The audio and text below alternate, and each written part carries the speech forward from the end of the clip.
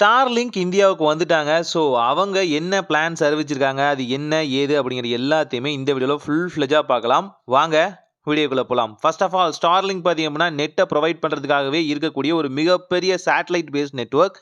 அவங்களோட நெட்ட வந்து ப்ரொவைட் பண்றதே சேட்டலைட்ல இருந்து தான். ஸோ, இந்தியாக்காக பார்த்தீங்கன்னா, அவங்களோட பிளான்ஸ அறிவிச்சிருக்காங்கன்னு சொல்ல முடியும்.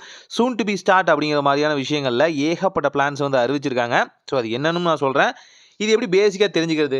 ஜஸ்ட் பார்த்தீங்கன்னா, Starlink இந்தியா அப்படிங்கிற இந்த வெப்சைட்குள்ள போய் தாராளமா நீங்க தெரிஞ்சுக்க முடியும். இதுக்குள்ள எப்படி இந்த Starlink வந்து வொர்க் ஆகுது, இதுக்கு நீங்க என்னென்னலாம் பண்ணணும், 30 டேஸ் ஃப்ரீ ட்ரையல் மத்த விஷயங்கள் எல்லாமே இதுக்குள்ள அவைலபிளா இருக்குன்னு சொல்லலாம். உங்க ரீஜியனை சூஸ் பண்றதுல மட்டும் பார்த்தீங்கன்னா, அடிக்கடி ஒரு பிரச்சனை நடந்துட்டு இருக்கு. மேபி வெப்சைட்குள்ள கூட ஒரு பக்கா இருக்கலாம். ஏன்னு பார்த்தீங்கன்னா, உலகம் முழுக்க இவங்க இருக்காங்க. இந்தியால இப்பதான் ஸ்டார்ட் பண்ணியிருக்கனால மேபி அந்த வகையான விஷயங்கள் இருக்கலாம். இவங்களோட மேப் ரீஜியன் மூலியமாவே எந்தெந்த இடங்கள்ல எந்தெந்த சர்வீஸை கொடுத்துக்கிட்டு இருக்காங்க, அது எந்தெந்த ஸ்பீட்ல இருக்கு அப்படிங்கிறது எல்லாமே தெரிஞ்சுக்க முடியும். ஸோ, ரொம்பவே ஸ்கை ப்ளூல இருக்குன்னு பார்த்தீங்கன்னா, அங்கே வந்து நெட்வொர்க் வந்து சூப்பராக கொடுத்துருக்காங்கன்னு அர்த்தம். இல்லை கொஞ்சம் லைட் ஸ்கை ப்ளூவா இருக்கு, கொஞ்சம் டார்க்கரா இருக்கு அப்படின்னா, இப்போ அங்கே சர்வீஸ் வந்து ஸ்டார்ட் பண்ண போறாங்கன்னு அர்த்தம். அந்த லிஸ்ட்ல தான் பார்த்தீங்கன்னா இந்தியாவும் இருக்கு.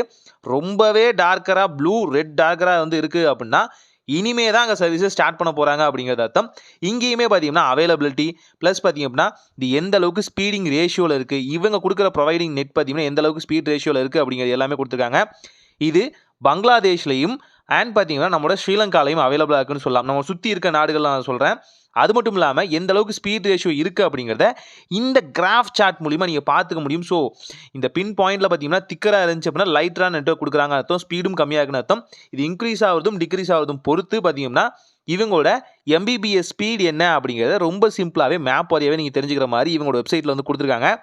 முக்கியமான விஷயம், இந்த வெப்சைட் பார்த்தீங்க அப்படின்னா நம்மளோட தமிழ் லாங்குவேஜில் இல்லை, டைரெக்டாக ஹிந்தியில் தான் கொடுத்துருக்காங்க. ஆனால் நீங்கள் வந்து டிரான்ஸ்லேட்டர் யூஸ் பண்ண முடியும் இல்லையா, 3 கிளிக் பண்ணி அப்படி தாராளமாக யூஸ் பண்ணிக்க முடியும்.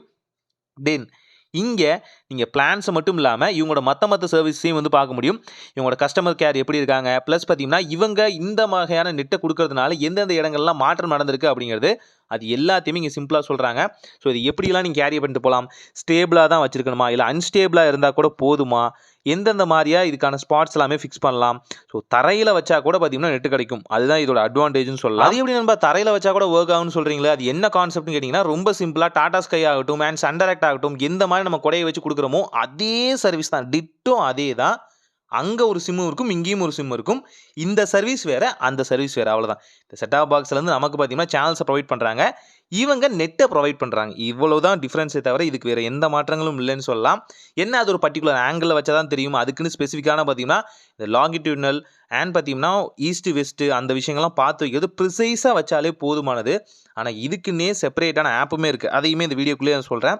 முழுக்க சேட்டலைட் பார்த்தீங்க அப்படின்னா எர்த்தை ரெவால்வ் பண்ணி வந்துட்டு இருக்கு. ஸோ, அந்த சேட்டலைட்டில் ஏதாவது ஒரு சேட்டலைட்டோ 2 சேட்டலைட்டோ எப்போவுமே உங்களை ஃபோக்கஸ் பண்ணிட்டு தான் இருக்கும். அதுதான் இந்த ஸ்டார்லிங்கோட அட்வான்டேஜ்னு சொல்லலாம். அதனால தான் இது ரொம்பவே காஸ்ட்லியான பிளான் அப்படின்னு சொல்லுவாங்க.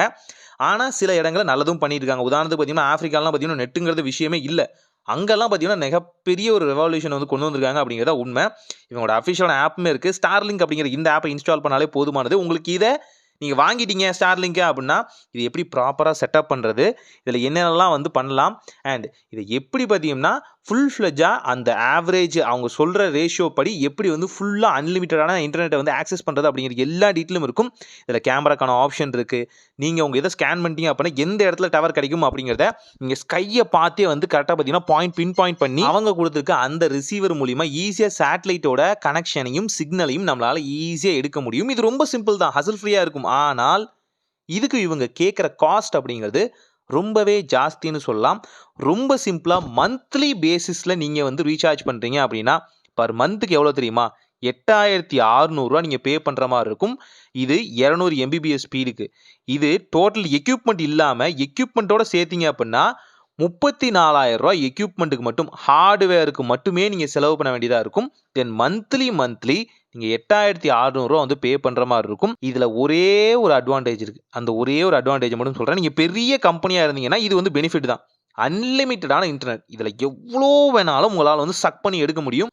ஆனால் சாமானிய மக்களால் இதை வாங்க முடியுமான்னு கேட்டிங்கன்னா ரொம்ப பெரிய சந்தேகம் சொல்லலாம். ஸோ, லிட்ரலி பார்க்கும்போது இது 9,000 மாதம் நம்ம பே பண்ணுற மாதிரி இருக்கும், 34,000 எக்யூப்மெண்ட் கட்டுற மாதிரி இருக்கும். இது யாரால் வாங்க முடியும்? கம்பெனிஸ் வாங்கலாம், பெரிய கைகள், சமூகம் பெரிய இடமா இருந்துச்சுன்னா வாங்க முடியும். இதுதான் என்னோட கருத்து. ஒரு நல்ல மாற்றம் இனிதாய் நடக்கட்டும்.